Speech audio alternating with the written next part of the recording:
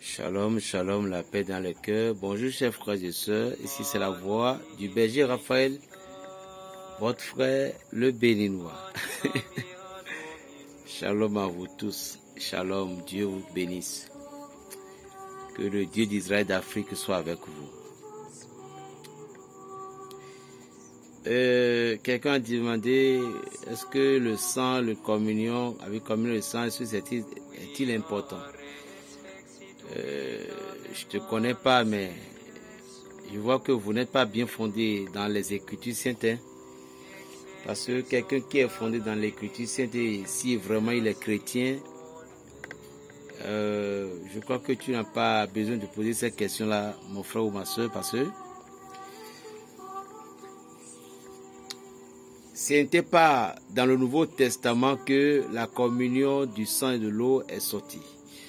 C'était depuis l'Ancien Testament.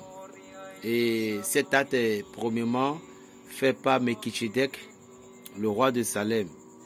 Donc si vous lisez bien la Bible, vous allez comprendre pourquoi la communion du sang et de l'eau, vous allez comprendre. Et c'est le Christ lui-même qui a instauré cette action prophétique spirituelle. À chaque moment où vous ferez ça, rappelez-vous de moi. Donc c'est une acte, même en Israël, même c'est pas seulement, c'est pas aujourd'hui comme chez nos pères de l'Église catholique le font en l'offrant avec du respect et autres. En Israël, c'était une acte symbolique. C'était une acte symbolique pour tous les enfants d'Israël. Ce n'est pas seulement l'Église catholique qui avait instauré ça. En Israël, tous les Juifs, à des moments donnés, ils partagent ce pain sur la table. C'est une cérémonie spirituelle. Donc, si vous êtes bien croyant, vous allez comprendre bien. Merci beaucoup. Que Dieu vous bénisse.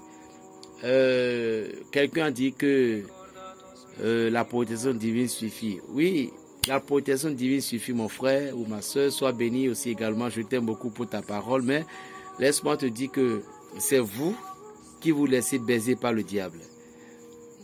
La spiritualité, ici, je ne parle pas de la religion, je parle de la spiritualité. Vous voyez, je parle de la spiritualité. Je t'aime beaucoup pour tes questions, mais je parle de la spiritualité. Si le diable ne vous a jamais baisé, vous ne pouvez jamais comprendre qui est le diable. Lorsque nous parlons, nous partageons, nous savons pourquoi nous parlons et nous partageons. Si tu n'as jamais affronté des combats spirituels, tu ne sauras pas ce qu'on appelle le combat spirituel. Avant de parler, de dire la protection divine suffit, la protection divine suffit. Dieu même l'a déclaré dans sa parole, dit à moi le combat, à moi le jugement. Ça c'est clair et net. La bénédiction que Dieu nous a effectuée, nous a proférée à travers Abraham. Cette bénédiction-là est là, mais pourtant Dieu veut qu'on lève parfois des épées. David a levé épée, Samson a tué plus de tellement de personnes. Chaque prophète, chaque patriarche, ils ont leur mission. Par exemple, dans le temps de Salomon n'a pas soulevé l'épée, mais avec la parole, la sagesse, il a détruit tous ses ennemis. Mais son père, David, a soulevé l'épée. Le fils de Salomon a soulevé l'épée. Et Jéroboam a soulevé l'épée. Le roi Josaphat, il n'a pas soulevé l'épée, mais il a imploré la miséricorde divine de Dieu et Dieu a agi. Gédéon a soulevé l'épée, mais ce n'est pas les actions de Dieu que Dieu a donné la victoire. Josué a soulevé l'épée. Moïse n'a pas soulevé l'épée, mais Josué a soulevé l'épée sous l'ordre de Moïse. Que Dieu te bénisse, mon frère ou ma soeur. Donc, vous devez comprendre. Lisez bien la Bible, d'accord? La Bible n'est pas une littérature écrite par un vieux passé, non. C'est inspiré par la puissance divine. Le combat est très important. Vous ne voyez pas ce qui se passe dans le monde invisible. Si vous voyez ce qui se passe dans le monde invisible, tu n'auras jamais posé cette question en disant la protection divine suffit. Voilà. Ça dépend. Vous voyez, chaque acte a ses combats. C'est ce que vous ne comprenez pas. Chaque acte a son combat. Lorsque dans le monde invisible, vous êtes pourchassé par un serpent, Dieu ordonne à un serpent de pourchasser le serpent qui te poursuit. Si c'est un lion, Dieu ordonne tout ce qui est faux, il y a aussi les vrais. Vous voyez. Donc vous devez comprendre c'est un jeu que c'est le monde qui est basé comme ça. Le monde est créé comme ça. un frère dit pourquoi je donne des choses cadeaux. Je ne donne pas cadeau parce que c'est le Père qui m'a inspiré de donner. Moi-même en tant qu'être humain, je vais donner cadeau.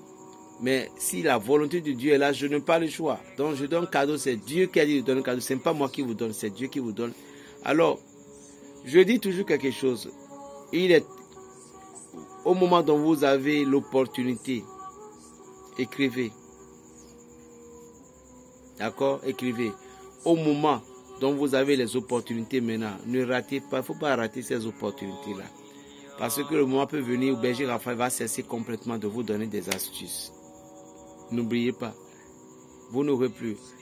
Aujourd'hui, maintenant, chaque jour, ou bien auprès de 2 ou 3 jours, je donne. Vous voyez, mais le moment viendra où ça va bloquer complètement.